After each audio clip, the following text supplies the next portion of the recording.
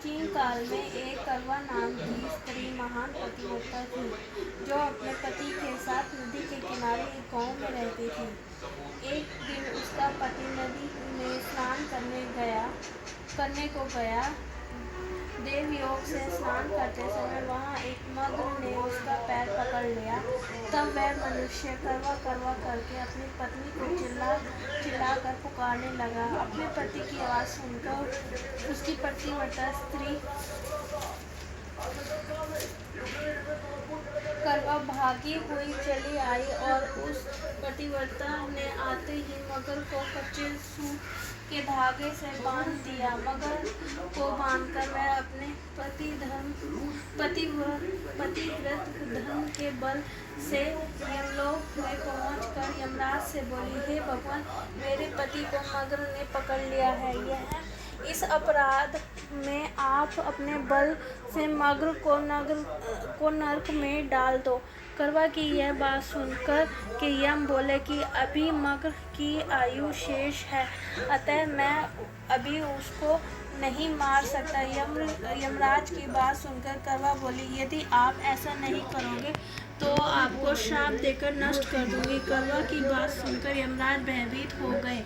अतः उस पतिव्रता के साथ जाकर उस मगर को यमलोक को पटा दिया है और उसके पति को दीर्घ आयु होने का आशीर्वाद दिया। उसी दिन से करवा चौथ मनाई जाती है और यह व्रत रखा जाता है, हे करवा माता, जैसे तुमने अपने पति की रक्षा की, ऐसे ही सबके पतियों की रक्षा करना। जय भैया। एक तो ये होगी ना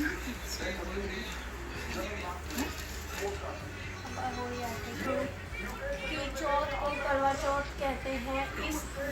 इसमें गणेश जी का पूजन और व्रत सुहागिनों स्त्रियां अपने पति की दीर्घ आयु के लिए करती हैं।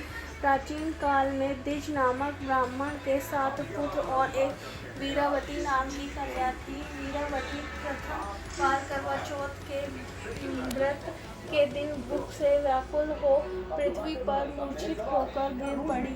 तब सब भाई यह देखकर रोने लगे और जल से मुंह धुलाकर एक भाई वट के वृक्ष पर चढ़कर चल्ली में दीपक दिखाकर बहन से कहा कि चंद्रमा निकल आया है। उस अग्नि रूप को चंद्रमा समझ कर दुख छोड़कर वह चंद्रमा को अर्घ देकर भोजन के लिए बैठी।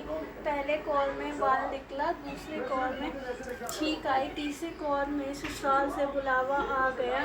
ससुराल में उसने देखा कि उसका पति मृत पड़ा है। संयोग से वहाँ इंद्राणी आई और उन्हें देखकर विलाप करते हुए वीरावती बोली कि हे माँ, यह किस अपराध का मुझे फल मिला है।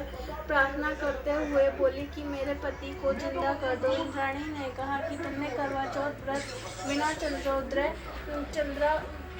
को अर्घ दे दिया था, यह सब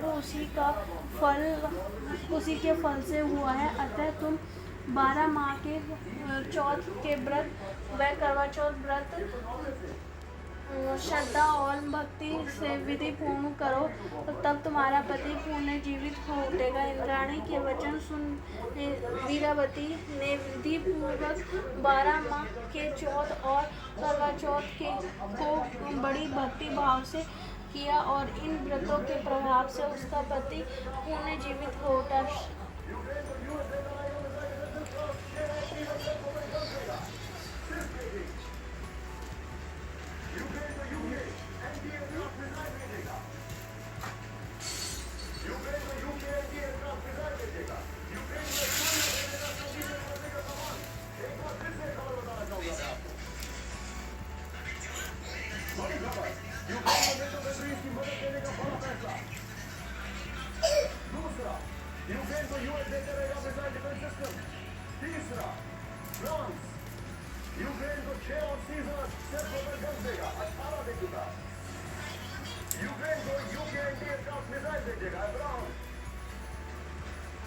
यूक्रेन को एस्टोनिया भेजेगा सर्दी से निपटने का सामान।